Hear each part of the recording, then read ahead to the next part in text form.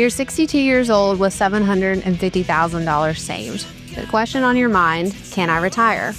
In this episode, Jim Martin and myself, Casey Bibb, will break down the numbers, the trade-offs, and the must-do steps to help you figure out whether you can walk away from work and what life could look like if you do. Spoiler alert, it's not just about the dollars, it's about the plan. So let's get ready to make retirement great. You know, Casey, when someone asks, hey, I've got $750,000, I've got $1 million, I've got $2 million, I've got $5 million, we've heard it all before. Can I retire? The answer is always, it depends. Right. It completely depends. But we're going to break down an actual case study that our firm went through recently and walk you through the numbers. And it doesn't really matter if you have $750,000 or 1.5 or 3 or 4. At the end of the day, you can apply some of the same math, some of the same logic to your plan. But before we get started, my name is Jim Martin. I'm a financial planner and the founder of Martin Wealth. I'm joined by the one, the only Casey Bibb. Casey, welcome into the show. Are you excited to talk about financial planning today? I'm so excited. And I like doing case studies because I think that they hopefully hit home with somebody out there that's listening that might be in that exact situation. Yeah, I think people really love this kind of topic because it pulls you and brings you behind the curtain. It does. And you can see what it's all about. You know, we do a YouTube channel and these are on YouTube now, all of our videos. Just search for Martin Wealth Solutions on YouTube, or in the show notes, we'll have a link to our channel.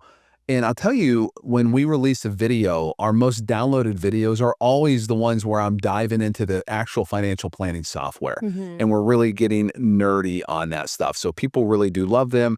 So, you know, let's kind of go through this. Again, what we're going to talk about today, somebody with $750,000, look, a respectable amount of money. Absolutely. But not an enormous amount, let's be clear, but a respectable amount of money.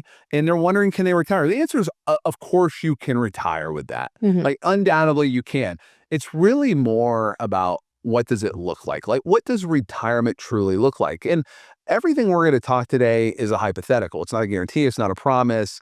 We're not going to have every variable. We're not going to cover every variable. We're not going to leave every stone unturned because, again, this will be a 3-hour episode. Financial planning takes time. So, Casey, let's get into it. Yeah, let's do it. So $750,000, like you said, it's a great start. The real question is going to be, what do you need that money to do? Not what dollar figure you need. What do you need the money to do? So it's not just about how much you have. It's about how much you spend. What is your dollar figure that's going to give you the standard of living and the retirement dream that you have always dreamed about? Your health, your housing, your lifestyle, your longevity, all that matters and has to be taken into consideration. And Social Security timing is definitely going to be a major factor. So a pro tip, a good plan doesn't just give you a yes, you can retire or no, you cannot retire. It shows you the trade-offs and it's going to help you make more informed decisions moving forward. Yeah, it really does. It's like the client that reached out to us. This one right here, this is an actual real life client, right? So they reached out, they're married, they have $750,000. They talked to Linwood Freyer on our team. Linwood is one of our all-star advisors. So look, we have an incredible team of planners, and Linwood is as sharp as they come, you know, finance grad from Virginia Tech. He's very sharp. Yeah, sharp guy. And, you know, this was the question. Hey, I want to retire. I'm 62. I'm a little nervous. Am I going to run out of money? What does retirement look like? All the questions that people ask, which are really normal. Right. It's really normal to be nervous. And her big thing was, hey, I don't want to work forever. Nobody does. Same thing with her husband. Like, they were just kind of in the position where they'd had enough. It had enough, but what they didn't want to do is take a big step back. And I think a lot of people are like that. I mean, once you hit 40, maybe 50, you sort of know who you are. And you're probably pretty comfortable in your own skin. You're not trying to impress other people, hopefully, at this point in your life. You just want to continue to maintain your standard of living. Yeah. And that's where they were at. And I think that's true for most people, whether they save 750 or 1.5 million or more than that, doesn't really matter. But I think at the end of the day, that was a big question. So, Casey, let's talk about what life might look like. We're going to go through a sample scenario as we're building this out. Yeah. So in this scenario, they needed $5,000 a month to live comfortably, and that includes travel and healthcare. So here are some things that we illustrated that could help make that situation work. $750,000 invested at a 5% withdrawal rate is going to equal to about $37,500 a year. And there was a reason why we illustrated that withdrawal rate for them. It's because for them, their biggest goal was not to leave a legacy. Right. They wanted to front load their retirement. So that go-go year time, that was really, really important. And they also wanted to add in some part-time work, right? Or maybe be able to withdraw from cash or CD for flexibility. Right. So it just made it so we could withdraw potentially more to give them some flexibility. Yeah. And we went over the options on when you can draw Social Security, how to optimize it, and how to maximize it, which is obviously to wait until 70. In this situation, they could delay the Social Security until 67, which would increase their benefit. Or if they needed to, they could definitely start it now. Yeah, definitely. And again, for them, because they're both 62, generally what we want to do when we're doing Social Security plan is understand how the breadwinner benefit works. So when a spouse passes away, you keep the larger of the two amounts. Right. So we have not fully optimized their Social Security yet. They're a little bit away from Social Security taking that.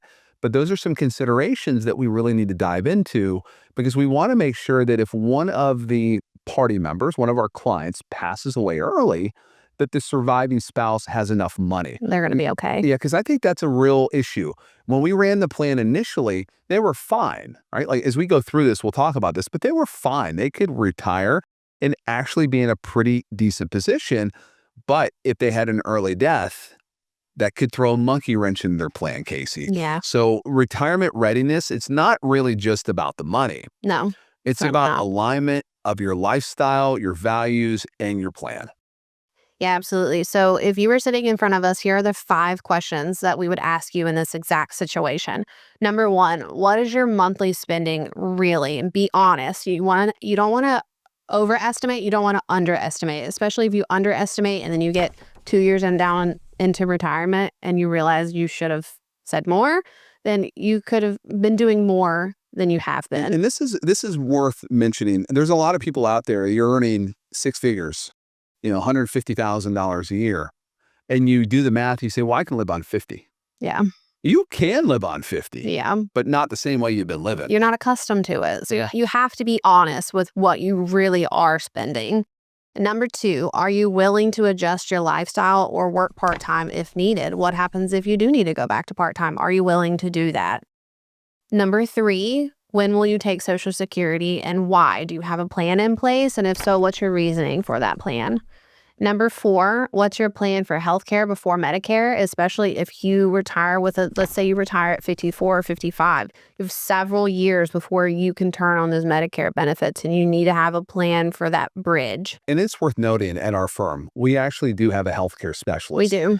Which makes this really easy for us. It does. So as advisors, I got to tell you that we're a little lazy on this because we have a resource. When a client comes on board, we can map that out down to the dollar, what it's going to cost, what it's going to look like, what the benefits are, how it will differ from their previous plan to their new plan. And I think that's one of the things you've got to really dial into, because what do we really have without health? Right. Nobody wants the huge risk of, a broken arm. Kyle, we were out in Canada over the summer. We had to go to the emergency room. Something happened. We're not quite sure. Nobody could figure out. We thought I had a burst appendix. Yeah. And when we went to that, by the way, socialized medicine, I thought Canadian healthcare was great until I had to go to a Canadian hospital. And I'm sure there's different parts of Canada where it'd be amazing. But that Vancouver hospital was filled with fentanyl addicts, people ODing. Oh, wow. It was the craziest experience of my life. Like legit, I've had some crazy experiences. This was the craziest experience, sitting in an emergency room of a hospital for 8 hours. That's insane. 8 hours. 6 of those, we didn't even get to see a doctor for 6 hours. Wow. But the bill.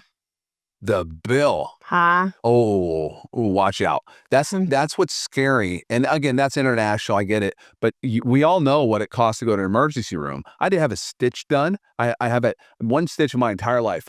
I know this story. 49 years old, 364 days old, right before July 4th. My lovely son helped me get cut my hand up pretty good. I had to get one stitch because it was bleeding so bad, I should have stitched it at home. It was like $4,000. Good day. Yeah, we don't want that. We don't want that risk in retirement. So healthcare is a big one. Right. It's huge. Number 5, have you tested your plan for a long life or a bad market?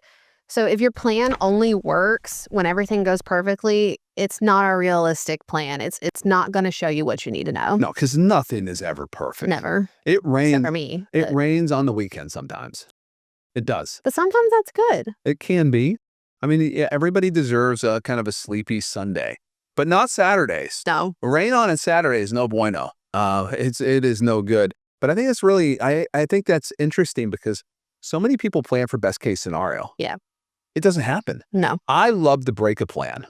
So when we're going to do this with this couple, what we did was you tried to break it. But these are the questions we ask. We really need to know spending. It really starts with that. Gotcha. You can't build an income plan without understanding how much you need. No. And obviously there's other questions we ask, like what's your risk tolerance?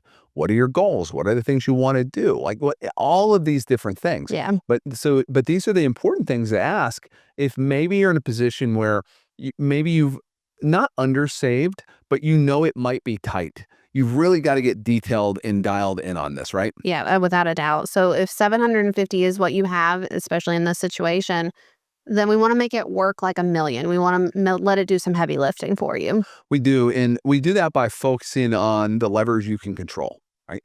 There's only a certain amount of things you can control. You can control, let's talk about it. You control how long you work, right?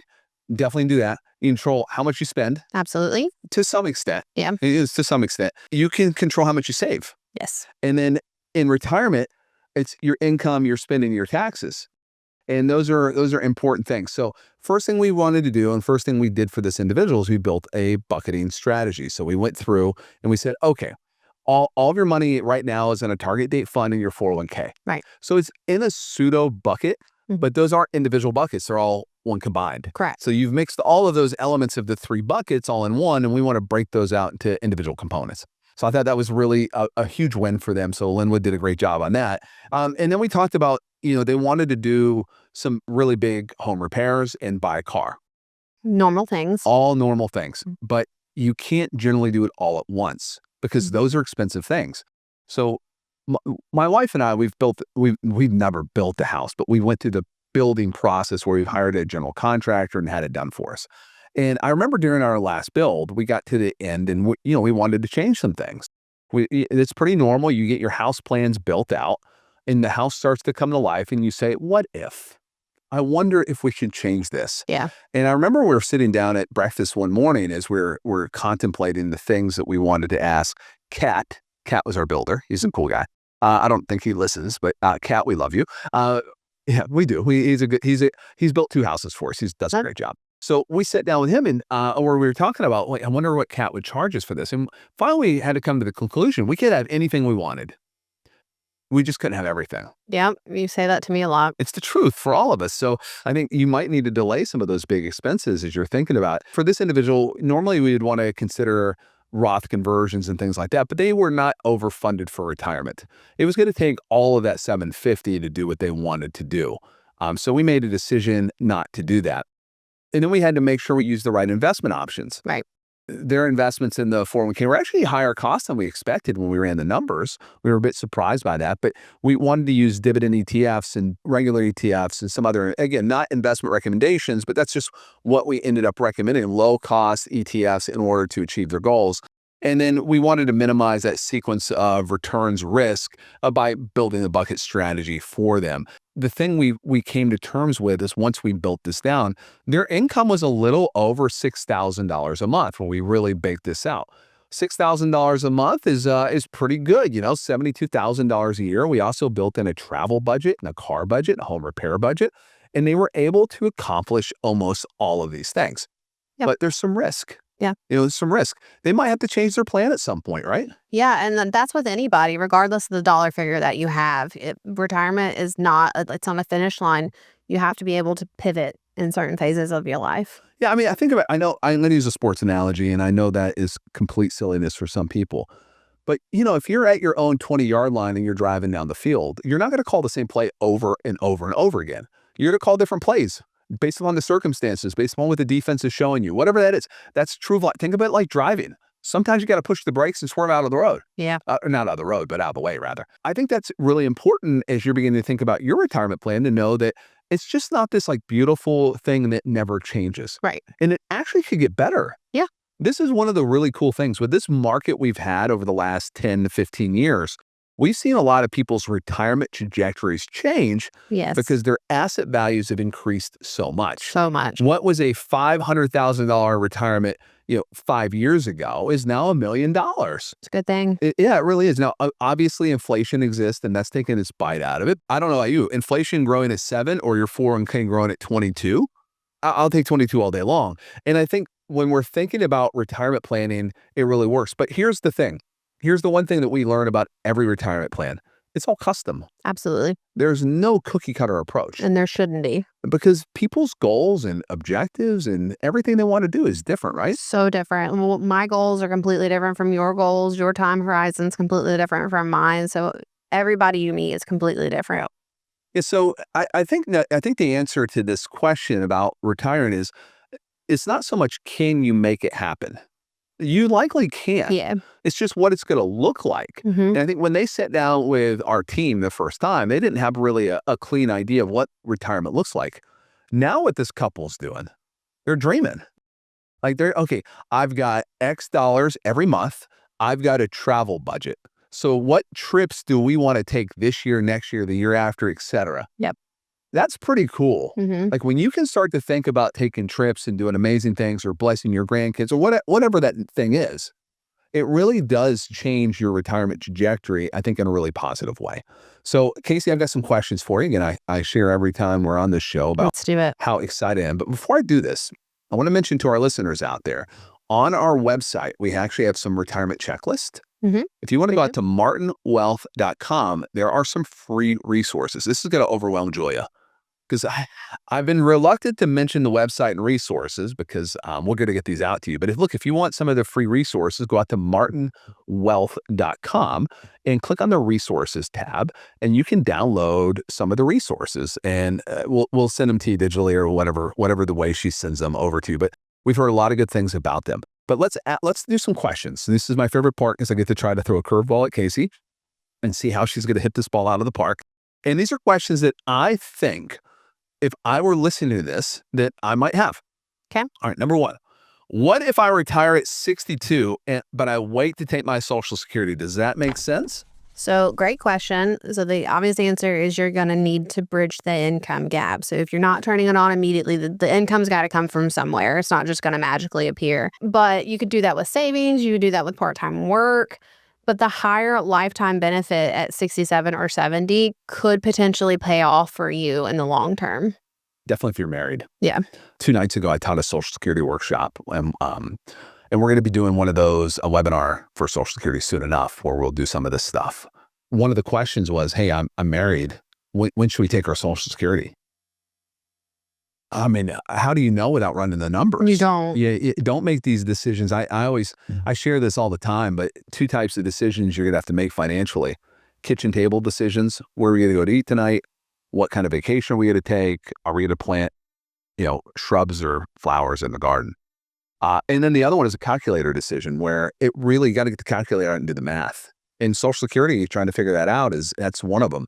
And this is a loaded question because if you're married and you take your benefit early and one of you dies early, you're going to lose one of those benefits. Right. So it may make sense in certain circumstances to delay one Social Security and take the other. Not everyone. No. We actually run through a Social Security optimization report when we do this to try to figure out the best time. So give it the attention and the time it needs. Remember, think of Social Security like a puzzle piece. Mm-hmm. I know you love puzzles, Casey. Love them. So when you're going to do a puzzle, if you try to slam a piece in, do you kind of ruin the picture? Absolutely. Yeah. Same thing's true of your retirement picture if you just try to make Social Security decisions without thinking it through.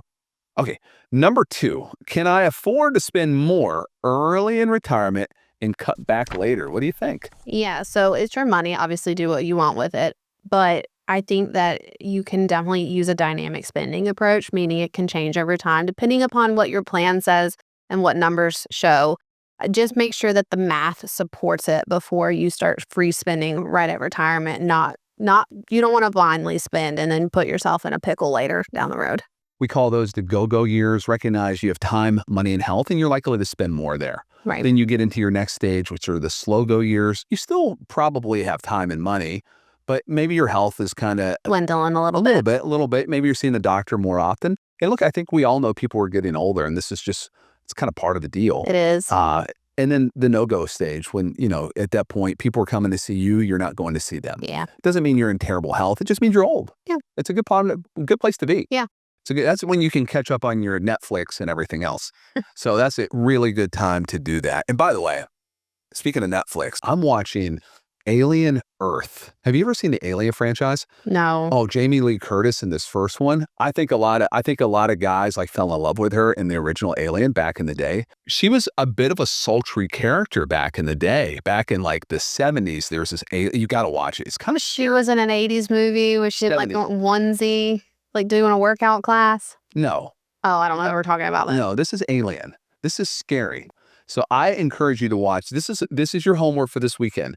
Go watch the original Alien, but make sure the sound is on high and the Okay. lights are dim. Oh no. Oh yeah, it's good stuff. The original Alien is terrific, but there's this new one on FX called Alien Earth.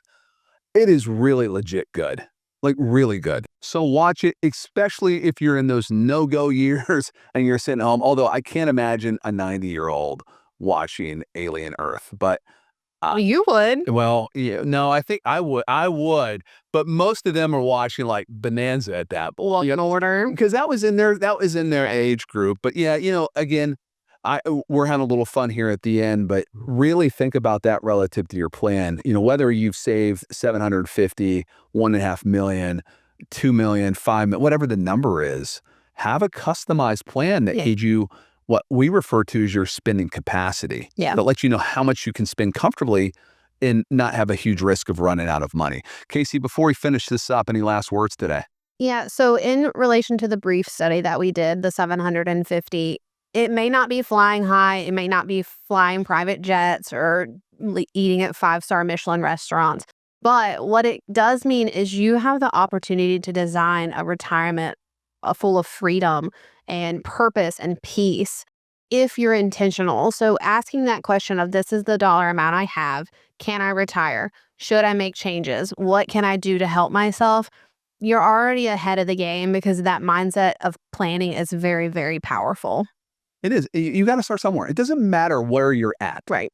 Like that's the important thing. This is a no judgment zone. It doesn't matter if you save 500, 7. Again, it doesn't matter what it It is. does not. It just matters for you to have the peace of mind to live your best life. Yeah. Look, if you want to learn more about what we do and how we can help you, if you want to run your numbers, you want to get on a call with myself, Linwood, Casey, Sam, or Teresa, one of our advisors, reach out to us at martinwealth.com.